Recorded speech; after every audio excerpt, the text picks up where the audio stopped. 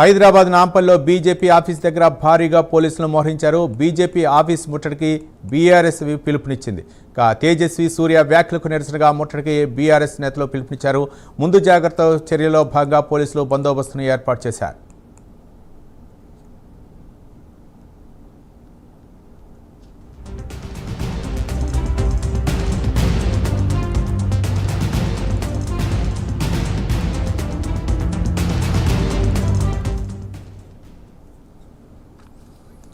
Hyderabad నాంపల్లో BJP office దగ్గర భారీగా పోలీసులు మోహరించారు. బీజేపీ ఆఫీస్ ముట్టడికి బీఆర్ఎస్ పిలుపునిచ్చింది. తేజస్వి సూర్య వ్యాఖ్యలకు నిరసనగా ముట్టడికి బీఆర్ఎస్ నేతలు పిలుపునిచ్చారు. ముందు జాగ్రత్త చర్యగా పోలీసులు బందోబస్తును ఏర్పాటు చేశారు. ఇదే అంశానికి సంబంధించి మరింత సమాచారం మా కరెస్పాండెంట్ నాగేంద్ర అందిస్తారు. నాగేంద్ర.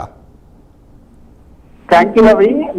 నిన్న పార్లమెంట్ వేదికగా బీజేపీ ఎంపీ తేజస్వి సూర్య చేసినటువంటి వ్యాఖ్యలకు సంబంధించినటువంటి అంశంలో తెలంగాణ రాష్ట్రంలో ప్రధానంగా రాజకీయ పార్టీల మధ్య బగ్గుమనేలా చేశాయని చెప్పాలి. ఎందుకంటే నిన్న తేజస్వి సూర్య మాట్లాడుతూ తెలంగాణ రాష్ట్ర ఏర్పాటు అనేది పాకిస్తాన్ తో పోల్చినటువంటి వ్యాఖ్యలు చేసినటువంటి పరిస్థితి ఉంది. ఆ వ్యాఖ్యలు నిరసిస్తూ కూడా ఇప్పటికే ఒకవైపు కాంగ్రెస్ కి సంబంధించినటువంటి నేతలంతా కూడా ఆ ఎంపీకి సంబంధించినటువంటి దిష్టి బొమ్మను దగ్ధం చేస్తే ఈ రోజు బీఆర్ఎస్ కి సంబంధించినటువంటి నేతలంతా కూడా బీజేపీ రాష్ట్ర కార్యాలయం ముట్టడికి పిలుపునివ్వడం జరిగింది. దానిలో భాగంగానే బీజేపీ రాష్ట్ర కార్యాలయం చుట్టూ బారికేడ్లు ఏర్పాటు చేయడంతో పాటు అదేవిధంగా పోలీసుల భారీ భద్రతను సైతం ఏర్పాటు చేయడం జరిగింది. ముఖ్యంగా బీజేపీ ఆఫీస్ కి ఇరువైపులా కూడా బారికేడ్లు ఏర్పాటు చేసి పోలీసులు ముందస్తుగా భారీ భద్రతను ఏర్పాటు చేశారు. బీఆర్ఎస్ కి సంబంధించినటువంటి నేతలు